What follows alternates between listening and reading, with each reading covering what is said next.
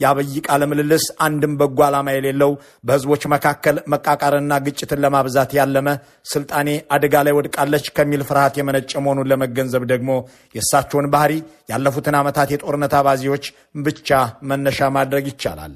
ከአብይ አማሮች አንዱ የሆነው የአማራ ቴሌቪዥን ስራ አስኪያጁ ለጠቅላይ ሚኒስትሩ ያነበበው የመጀመሪያው ጥያቄ የሴራው መጀመሪያ ነው። ለመግቢያ ማደርገው ጥያቄ በኢትዮጵያ ታሪክ ውስጥ የአማራና የኦሮሞ ህዝብ አብሮ የመኖር ታሪክ እንዲሁም በሀገር ግንባታ ላይ የነበራቸውን አስተዋጽኦ እንዴት ይታያል የሚለውን ጥያቄ እንደ መግቢያ ወስጀዋለሁ። የዚህን ጥያቄ መንፈስ ብቻውን መተንተን የአብይ አህመድን የአማራ ቴሌቪዥን ቃለ ምልልስ ምክንያትና ዓላማ ለመረዳት ያስችላል። አንድ ጠቅላይ ሚኒስትር በአገሪቱ ውስጥ ካሉት ከ80 ብሔረሰቦች ሁሉ የአማራና የኦሮሞ ግንኙነት ብቻ ለምን ተለይቶ ዋና ጥያቄ እንደሆነለት ቀረበ? የአማራ ህዝብ ግንኙነት ያለው ከኦሮሞ ህዝብ ብቻ፣ የኦሮሞም ህዝብ ከአማራ ጋር ብቻ ሲገናኝ ኖረ ነውን? ይህንን የዘር ትንታኔ መስጠት የአንድ ጠቅላይ ሚኒስትር የቤት ሥራ መሆን ነበረበትን? እነዚህን ጥያቄዎች ለመመለስ ስናሰላስል እውነተኛውን ምክንያት ራሳቸው ይነግሩናል። እኔ ከአምባቸው ጋር በ2003 ዓ.ም ኦሮማራን የመሰረተው ነኝ። እሱም እኔን ለስልጣን አብቅቷል። ያ ሁኔታ ግን አሁን ተለውጦ አማራ ከሌሎች ኃይሎች ጋር ያልተቀደሰ ጋብቻ ውስጥ ገብቷልና ኦሮማራ ይመለስልኝ አይነት ንግግር ደጋግመው ያቀርባሉ በሰፊው። ትንሽ ወደ ኋላ ይሄዳል። በ2003 ክረምት የከፍተኛ አመራሮች ስልጠና ነበር። በዚያ ስልጠና ወቅት ከአንዳንድ የአማራ ጓዶች አመራሮች ጋር ንግግር የጀመርንበት ጊዜ ነበር።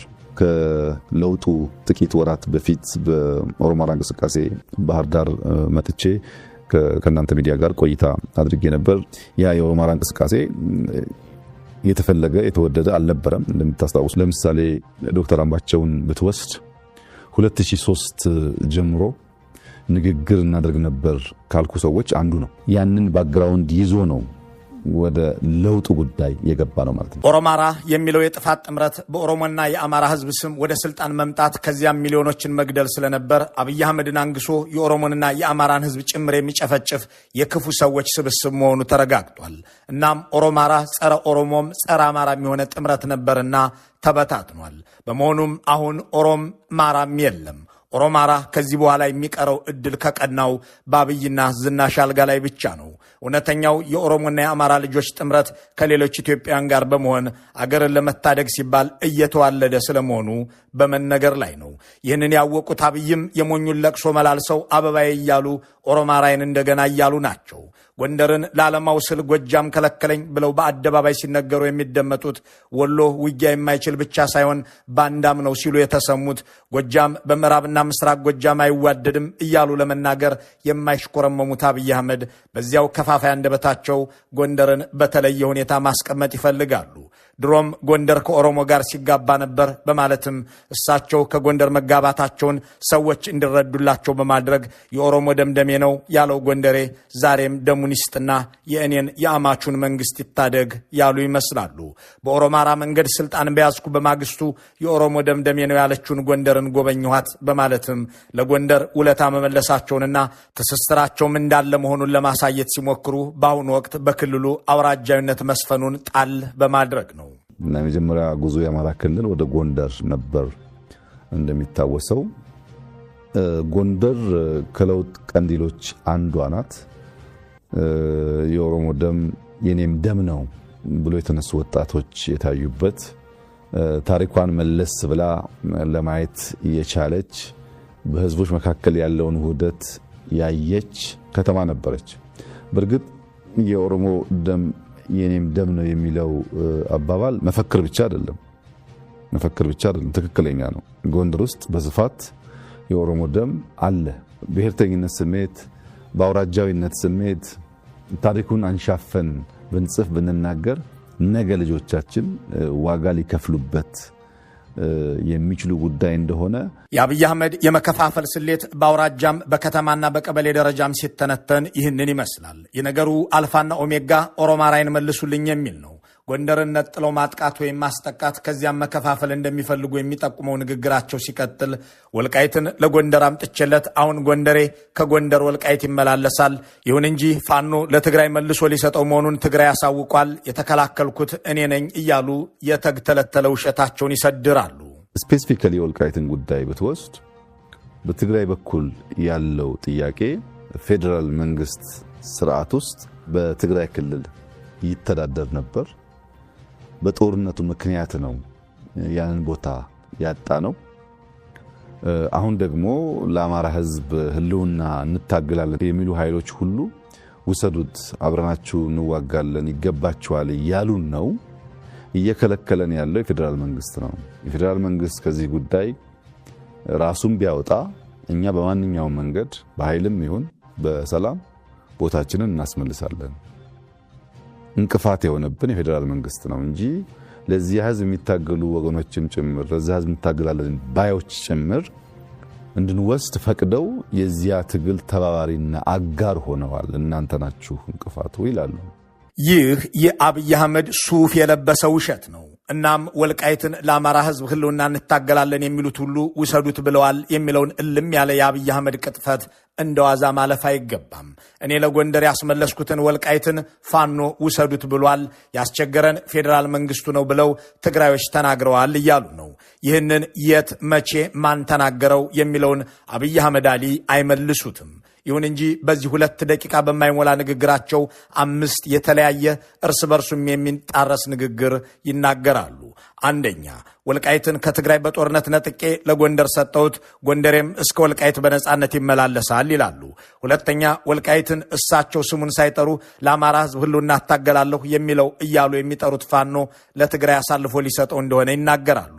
ሶስተኛ፣ እኔ ነኝ የአማራ መሬት በድጋሚ ለትግራይ አይመለስም ብዬ ያስቸገርኩት ባይ ናቸው።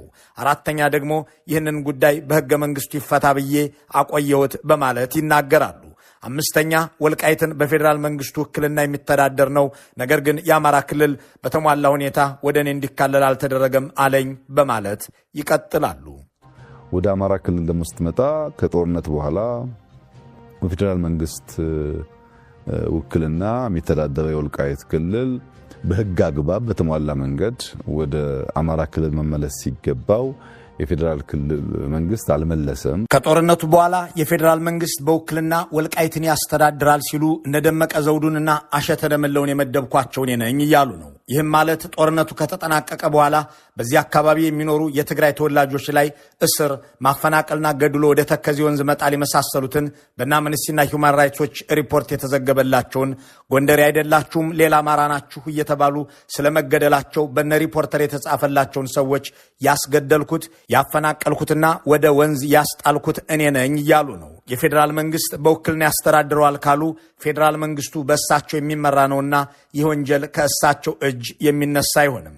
ወልቃይት የተባለ ካርድ እያለ አማራና ትግራይም እዚያው መዋጋት እየተገባው እኔ ላይ መተባበሩ ተገቢ አይደለም ለማለት ፈልገው የጎለጎሉት ክር እሳቸው ጋር ደርሷል። 5 የተለያየ ነገር እያምታቱ ቆይተው ወንጀላቸውን በቀጥታ ተናዘዋል። ከጦርነቱ በኋላ ወልቃይትን የማስተዳድረው እኔ ነኝ ብለዋል። ይህ በምስሉ ላይ የሚታየውና ባለፈው ሚያዝያ የተነበበው የሂውማን ራይትስ ዎች ዘገባ ደግሞ የአብይ አህመድ ተወካዮች እነደመቀ ዘውዱ ከጦርነቱ በኋላ ማለትም አብይ በውክልና ወልቃይትን ማስተዳደር ጀመርኩ ካሉበት በኋላ በአካባቢው በሚገኙ ተጋሩ ላይ የጦር ወንጀልና የዘር ማጽዳት እንደፈጸሙ ያትታል። ይህም ማለት በአብይ አህመድ ትዕዛዝ ይህ ወንጀል ተፈጽመዋል ማለት ነው። የዚህ ሁሉ ወንጀል አውራ የሆኑት ጠቅላይ ሚኒስትርም እነደመቀንና አሸተን የእኔ ተላላኪዎች ናቸው ሲሉ በውክልና እንደሚመሯቸውም እንደሚያሰማሯቸውም አምነዋል። የአማራ ህዝብ ለምን በአገር ውስጥም በውጭም ሲደግፍህ እንዳልነበር ፊቱን አዞረብህ የሚል ይዘት ያለውን ጥያቄ ሲጠየቁ የህዝቡን ጥያቄ አንድ ጊዜ ከሚሸት ነገር ጋር ሲያሻቸው ደግሞ የቢምቢና የትንኞች ሐሳብ አድርገው ያቀርቡታል። ከዚህ በፊት የአማራ ህዝብ በሰልፍ ወጥቶ አትግደሉኝ፣ አታፈናቅሉኝ እያለ ሲጮህ እነዚህ እንቁራሪቶች ናቸው ጩኸታሞች፣ ስለ ጮህ የሚቀየር ነገር የለም ብለው የተናገሩትን አሻሽለው የአማራን ህዝብ ጥያቄ ያነሱትን ሰዎች ቢምቢዎችና ትንኞች እንደሆኑ አድርገው ያብራራሉ። እኔ ስልጣን ሲይዝ አማራ ክልል ውስጥ ቢምቢዎች ገቡ እያሉም ይተነትናሉ። የቢምቢን ድምፅ ሰምተህ ከሆነ መተኛት አትችልም። በማናፈስ ውስጥ ተቀላቅለው የገቡ ቢምቢዎች አሉ። ከፍተኛ ድምፅ በማሰማት ለማወክ የሚሞክሩ ከዚያም ሲያልፍ የኢትዮጵያን ብሔራዊ ጥቅም ለመናደፍ የኢትዮጵያን ህልውና ለመገዳደር ከሚፈልጉ ኃይሎች ጋር እስከ መሰለፍ የሚሄድ ዝንባሌ ያሳዩ በዚያ መከፈት ምክንያት መድረክ አግኝተው ሁኔታው ከተስፋ ትንሽ ጨለምለም ደንገዝገዝ ወዳለ ሁኔታ ስጋት ወዳከለበት ሁኔታ እንዲገባ ለማድረግ እየሞከሩ ኃይሎች አሉ። የአማራ ህዝብ ለአብይ አህመድ እንቁራሪት ተብሎ የሚዘለፍ ጩኸታም ተብሎ የሚሰደብ ሽፍታ ደባቂ ተብሎ የሚወጋ ነበር። አሁን ደግሞ ትንኝና ቢንቢ ተብሏል። ትንኝና ቢንቢ ተብሎ የሚገለጽ ደግሞ የትግራይን ህዝብ አረም፣ የኦሮሞን ህዝብ አሳውን ለመያዝ መድረቅ ያለበት ባህር ብለው እንደተናገሩት ሁሉ ሁላ አቀፍ ጦርነት እንደከፈቱበት ይታወቃልና ቢንቢና ትንኝ ባሉት የአማራ ህዝብም ላይ ተመሳሳዩን እያደረጉ ናቸው። ሰዎችን ወይም ማህበረሰቦችን ከነፍሳት ወይም ከተባይ ጋር ሲያነጻጽሩ የስልጣኔን እንቅልፍ የምታባንኑ እናንተ ቢንቢዎች ወይ እንደማጸዳችሁ እወቁ እያሉ መሆናቸውን ልብ አለማለት አብይ አህመድን አለማወቅ ይሆናል። ጠቅላይ ሚኒስትሩ በንግግራቸው የሞቱ ሰዎችን ምስክር ማድረግ የሚታወቁበት ነው። ጄኔራል ሰዓረን ለሞት የዳረገው ሰኔ 15 ብርሃኑ ጁላን ኤታማዦር ሹም አድርጎ ሚሊዮኖችን ለመግደል አስችሏል። እነዚህን ነጥቦች የገጣጠመ ሰው የኒያ ዝምተኛ ጄኔራል ገዳይ ከአብይ አህመድ ውጪ አይደለም ቢልክ ነው። እሳቸው ግን ያንን በትግራይ ህዝብ ዘንድ እንደ እንቁ ይታይ የነበረን ጄኔራል የገደሉት ራሳቸው አማሮች መሆናቸው ይታወቅ ለማለት ከባህር ዳሩ ሁኔታ ጋር ያንን ግድያ አገናኝተው እሳቸው በአንጻሩ በነገሩ እንደሌሉበት ለመግለጽ ሰዓረ ጓደኛ የነበር ይላሉ። ከአብይ አህመድ ጋር አብሬ ተማርኩ የሚል የለም። እኒህ ሰውዬ እስከ 7ኛ ክፍል በላይ ትምህርት ቤት አልሄዱም ሲባሉ ቢኖርም ጭራሽ የሞተውን ሰው ምስክር ጠርተው ከሰዓረ ጋር ተምሬያለሁ ብለዋል። ጄኔራል ሰዓረን ብትወስድ ሰዓረ አጋጣሚ ሆኖ ቀደም ብሎ ሃይ ስኩል ቦርዲንግ ስኩል በጋራ የተማርነው አንድ ትምህርት ቤት ነበር። ትምህርት ቤት ደግሞ ቦርዲንግ ስለነበረ ቀንም ማታም የመገናኘት እድል ነበረን። አብይ በዚህ ንግግር ውስጥ ሊያስተላልፉት የፈለጉት መንታ መልእክት እኔ እስከ ሃይስኩልም ተምሬያለሁ ለዚህም ምስክሬ ነው የሚልና ጄኔራል ሰዓረ ጓደኛዬ ስለሆነ አልገደልኩትም ለማለት ነው። በእርግጥ ተምሬያለሁ ለማለት ምስክር የጠሩት በህይወት የሌሉትን ጄኔራል ሰዓረን በመሆኑ የመጀመሪያው መልእክታቸው ነባሩን ውሸታቸውን የበለጠ ከማስረገጥ ባለፈ ደግሞም ከ7ኛ ክፍል የዘለለ ትምህርት እንዳላቸው የሚመሰክር የትምህርት ቤት ጓደኛና እሳቸውን ከ7ኛ ክፍል ወዲህ አስተምሬያለሁ የሚል መምህር እንደሌላቸው በድጋሚ ከማረጋገጥ ውጪ የሚፈይደው ነገር የለም። ልክ እንዳምባቸው ሰዓረም ጓደኛዬ ስለሆነ አልገደልኩትም ለማለት የፈለጉት ግን ስንት ጓደኞችን ለሞትና ለእስራት እንዲሁም ለስደት የዳረጉ እርሶ ለማ መገርሳን የሚያህል ባለውለታ ለቁም እስር ለስደትና ለእንግልት መዳረጋቸው ሳይበቃ ጣሊያን ድረስ ገዳይ ልከው እርምጃ ለመውሰድ የሞከሩ እርሶ ጄኔራል አሳምነው ጽጌን በአዘዙት ጦር ካስገደሉ በኋላ እኔ አላስገደልኩትም ብለው የተናገሩት ራሶ እነ ሰዓረን ጓደኞቼ ስለሆኑ አልገደልኳቸውም ሲሉ ማን ያምኖታል የሚልን ጎምዛዛ ጥያቄ መሰንዘር ያስፈልጋል። የአማራ ክልል ባለስልጣናትን ማን እንደገደላቸው ሲያብራሩም አንድ ነገር አመልጧቸዋል። ከዚያ መገደል በፊት ከእኔ ትዕዛዝ የሚወጡ ለእኔ አልገዛ ያሉ የአማራ ክልል መሪዎች ነበሩ በማለት እርምጃ እንደወሰዱባቸው እንድንጠረጥር የሚያግዘን ለእርግጠኝነት የተጠጋ ማብራሪያ ይሰጡናል። ለውጥ ተቀብለ ኃላፊነት ተቀብለ የህዝብ አደራ ተቀብለ በሌላ መንገድ ደግሞ ያልተቀደሰ ጋብቻ የመደበኛ ኃይሎች ጋር አድርገህ እዚህም እዚያም ለመሆን የሚፈለግ ሁኔታ በአንዳንድ ሰዎች ይታይ ስለነበረ ያም የፈጠረው ይመስለኛል። ግምገማውም ችግር አለ። እንደገና ደግሞ በሁለት እግር ማነከሱም አለ። እዚህ ተቀምጦ እዚያ ሆኖ ደግሞ እዚህ የመሻቱ ፍላጎት የተቀላቀሉ ነገሮች አሉ። በአንድ መንግስት ወይም በአንድ ፓርቲ እቅድ የሚመራ ስብስብ ሳይሆን እቅዱን ከተለያየ ሶርስ የሚወስድ ኃይል ያለ